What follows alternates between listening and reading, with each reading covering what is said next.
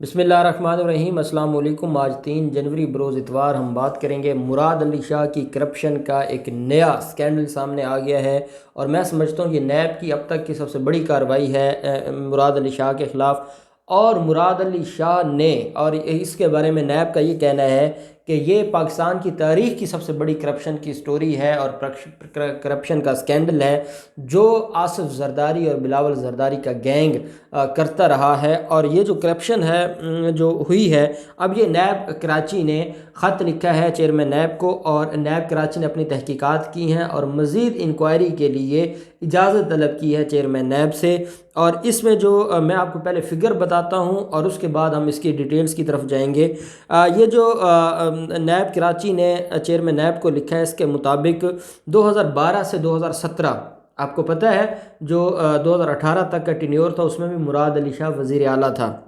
उनके टेन्योर में और जब इनकी आपस में मिसाक जमहूरियत वाली हुकूमत थी नून लीग की और पाकिस्तान पीपल्स पार्टी की, तो तब ये बात हो रही है। नैब ने कहा है कि 2 खरब 31 अरब 45 करोड़ 23 लाख 47,700 रुपए की करप्शन की गई है मुराद अली शाह और सिंध हुकूमत की तरफ से। हम अरबों रुपए की करप्शन का तो सुनते थे, ये खरबों रुपए की करप्शन का जो स्कैंडल आया है सामने, ये चौंका देने वाला है। और मैंने जब इसके बारे में स्टोरी को मैंने पढ़ा और मैंने वो ख़त देखा तो मैं हैरान रह गया कि ये कौन लोग हैं और ये इस मुल्क में आज भी जमहूरियत की बातें करते हैं और मुराद अली शाह जैसे लोगों को शर्म नहीं आती, वो बातें करते हैं और वो वज़ीर आज़म बिलावल के नारे लगवाते हैं। क्यों नारे लगवाते हैं? क्योंकि ये मिलजुल कर खा रहे हैं और ये मिलजुल कर सारा ड्रामा कर रहे हैं और यही वजह है कि इनके पास कोई और जो है वो ऑप्शन नहीं है, इनके पास कोई और बड़ी जो है ना कोई और सोर्स नहीं है। इन्होंने सियासत को अपने करप्शन का ज़रिया बना लिया है।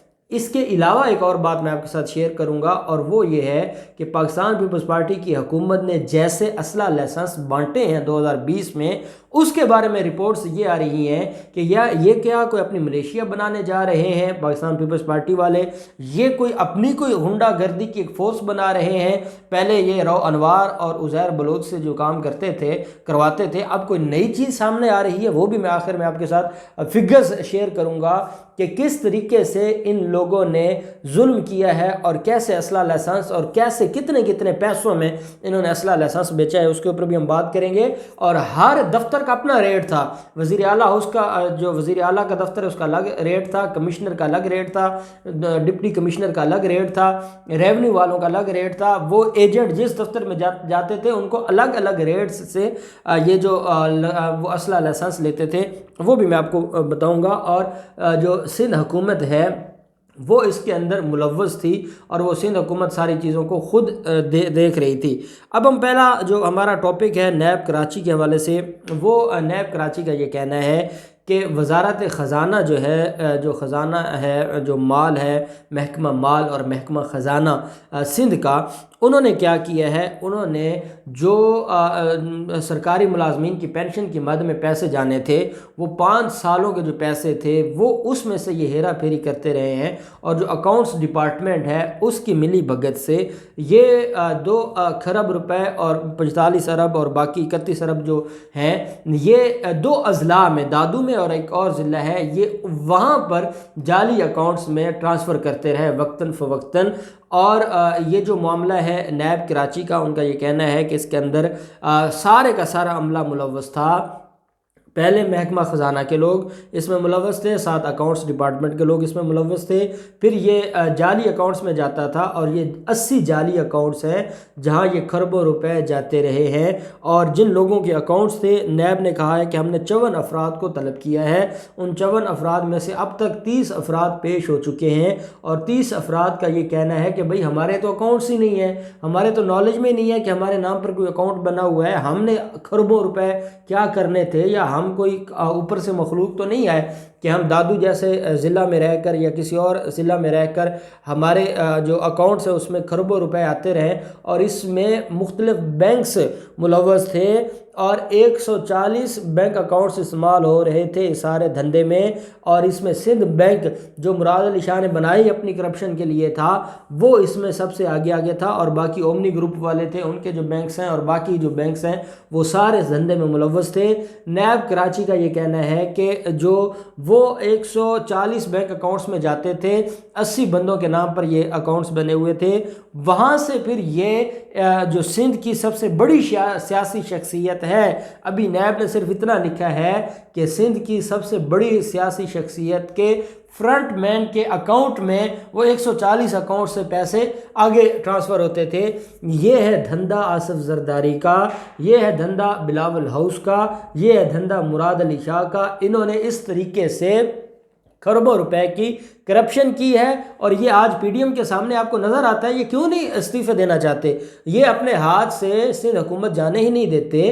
18ویں ترمیم کے ذریعے انہوں نے سندھ اپنے قبضے میں کیا، سندھ کی حکومت، انہوں نے کہا کہ ہمیں نہیں چاہیے وزارت عظمیٰ، ہمیں نہیں چاہیے صدارت کی کرسی، ہم اگر سندھ کو ہی بچا لیتے ہیں تو بڑی بات ہے، کیونکہ سندھ سے ہم نے سندھ کے لوگوں کا، سندھ کے خزانے کو لوٹ کھانا ہے، اور ہم سے کوئی پوچھنے والا تو ہوگا نہیں، اور ہم کسی کو جواب دہ بھی نہیں ہوں گے۔ 18ویں ترمیم جب بھی وفاق ہم سے سوال کرے گا، ہم ان کے سامنے 18ویں ترمیم لے کر آئیں گے، اور وہ 18ویں ترمیم کے ثمر کھاتے کھاتے کھربوں روپے کی کرپشن کر گئے ہیں۔ اور وہ کرپشن میں ملوث کون ہے؟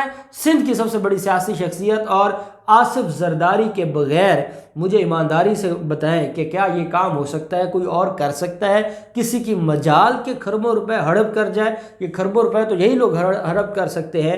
تو یہ اسکینڈل سامنے آیا ہے، اور اس اسکینڈل کے حوالے سے نیب کراچی نے اب چیئرمین نیب کو خط لکھا ہے۔ انہوں نے کہا ہے کہ ہم نے 30 لوگوں کے بیانات قلم بند کیے ہیں، وہ جعلی اکاؤنٹس تھے، وہ لوگ اس میں ملوث نہیں تھے، اور یہ ملوث کوئی اور تھا، اور کوئی پیسے تھے، اور اس کے لیے ہمیں محکمہ خزانہ کے جو سینئر افسران ہیں ان کو بھی شامل تفتیش کرنا ہے، ہم نے جو اکاؤنٹس ڈپارٹمنٹ ہے اس کے لوگوں کو بھی شامل تفتیش کرنا ہے، ہم نے چیف سیکرٹری کو بھی شامل تفتیش کرنا ہے، ہم نے جو سیکرٹری سی ایم ہے اس کو بھی شامل تفتیش کرنا ہے، جو پرسنل سیکرٹری ہے، اور ہم نے یہ سارا کام کرنا ہے۔ اس کے لیے ہمیں اجازت چاہیے ہوگی انکوائری کی، تاکہ ہم انکوائری کر کے اس معاملے کو منطقی انجام کی طرف لے جائیں۔ تو یہ ایک نیا اسکینڈل ہے جو ہوش ربا اور چونکا دینے والا ہے، جو سندھ حکومت کا کارنامہ ہے۔ اب دوسری طرف یہ کیا آپ سندھ حکومت کی ایک بات سنتے ہیں، اس سے بڑھ کر ایک اور بات سامنے آ جاتی ہے، اور وہ کیا ہے؟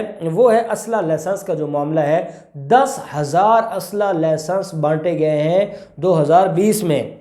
2020 میں 10,000 اسلحہ لائسنس بانٹے گئے ہیں، اور اب ایک نئی درخواست سامنے آئی ہے، محکمہ داخلہ سندھ کو درخواست دی گئی ہے، اور اس میں ایم پی اے ہیں شمیم ممتاز، ان کو کہا گیا ہے کہ ان کو جو ہے وہ 140 اسلحہ لائسنس فوری طور پر جاری کیے جائیں، اور ایک اسسٹنٹ ٹو سی ایم سندھ ہے جوید نیاب لغاری، ان کو 218 لائسنس جاری کرنے کے لیے محکمہ داخلہ کو لکھ دیا گیا ہے کہ بھئی 218 اگر سی ایم کا سیکرٹری اس کو چاہیے اسلحہ لائسنس، اور 118 ایک ایم پی اے کو چاہیے، تو یہ کیا کوئی غنڈہ گردوں کی فورس بنا رہے ہیں؟ یہ کوئی اپنی ملیشیا بنا رہے ہیں؟ یہ کوئی اپنا عسکری ونگ بنا رہے ہیں؟ کیا اب ان کو وہ رو انوار اور عزیر بلوچ سے ہٹ کر کو اپنا ونگ بنانے کی ضرورت پڑ گئی ہے؟ اور یہ جو 10,000 اسلحہ لائسنس ایک سال میں بانٹے گئے ہیں، یہ کون لوگ ہیں؟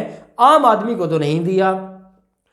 اس میں بتایا یہ جا رہا ہے کہ 3 آفسز تھے جو ملوث تھے، ایک سی ایم کا آفس تھا، ایک کمشنر کا آفس تھا، اور ایک اور آفس ہے۔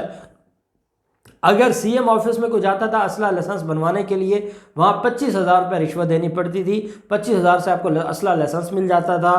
کمشنر کے آفس جاتے تھے، وہاں 35,000 روپے آپ کو دینے پڑتے تھے اور لائسنس بن جاتا تھا۔ ایک اور دفتر کا ذکر آتا ہے کہ 40,000 روپے دے کے وہاں سے بھی اسلحہ لائسنس بن جاتا تھا۔ یہ مختلف ریٹس بنے ہوئے تھے، اور دن رات یہ دفتر کھلے ہوتے تھے، رات کے 12 بجے تک جو ایجنٹس تھے وہ جا کے اسلحہ لائسنس بنوا لاتے تھے۔ یہ جو ڈرامہ لگایا ہے اور یہ جو انہوں نے ظلم کیا ہے، اور دیکھیں امریکہ میں کیا ہوا، امریکہ میں جب انہوں نے اسلحہ لائسنس ٹرمپ کے دور میں دینا شروع کیے تھے، وہاں پر خون ریزی شروع ہو گئی۔ تو کیا یہ کوئی خانہ جنگی کروانا چاہتے ہیں سندھ والے؟ کیا ان کو یہ لگتا ہے کہ جب آصف زرداری دوبارہ جیل میں جائے گا، یا ان کے خلاف بڑی یہ جو کھربوں روپے کی کرپشن کے معاملات ہیں یہ سامنے آئیں گے، تو اس کے بعد کیا یہ کوئی جنگ شروع کر دیں گے؟ کیا یہ مولانا فضل الرحمان کی طرح یہ دھمکیاں دیں گے کہ جو ہماری طرف آئے گا پھر لاشیں گریں گی؟ کیا یہ وہی بات ہوگی جو مریم نواز نے اپنی شیر جوان فوج کو کہی کہ اگر ہم اداروں کے خلاف بات کریں گے، فوج کے خلاف بات کریں گے تو آپ نے ہر حال میں اپنی پارٹی قیادت کے ساتھ رہنا ہے۔ اور مریم نواز نے یہ کہا تھا کہ ہماری یہ شیر جوان فورس تیار ہے اور اب کوئی ہماری طرف میلی آنکھ دیکھے گا تو ہم اس کی آنکھیں نکال دیں گے۔ یہ پاکستان پیپلز پارٹی ہو، یہ مریم نواز ہوں، یہ مولانا فضل الرحمان ہو، یہ ملک کو کہاں لے کر جانا چاہتے ہیں، یہ ملک کے ساتھ کرنا کیا چاہتے ہیں۔ اب مراد علی شاہ کو دو جواب دینے پڑیں گے۔ یہ پوری قوم اب اس بات پر ایک ہو گئی ہے، جو ان کی جمہوریت کا ڈرامہ تھا وہ تو بند ہو گیا، ختم ہو گیا، لوگ اب اس پہ بلیو نہیں کرتے۔ لوگ پوچھتے ہیں کہ یہ 10,000 اسلحہ لائسنس کس کو جاری کیے گئے، یہ دو آپ کے ایک ایم پی اور ایک آپ کا جو سیکرٹری ہے اس کو یہ 218 اور 140 لائسنس کیوں چاہیے، اور تیسرا یہ جو 2 خرب 31 ارب اور 45 کروڑ روپے کی کرپشن کا جو دھندا ہے اس کا جواب دیں۔ اس کا جواب نہیں دیں گے تو پوری قوم آپ کے خلاف کھڑی ہوگی، اور انشاءاللہ اب آپ لوگوں کا ٹائم پورا ہو چکا ہے اور اب آپ کی اگلی منزل جو ہے وہ جیل ہے۔ اللہ پاک پاکستان کا حامی و ناصر ہو۔ بہت شکریہ، اللہ حافظ، پاکستان زندہ باد۔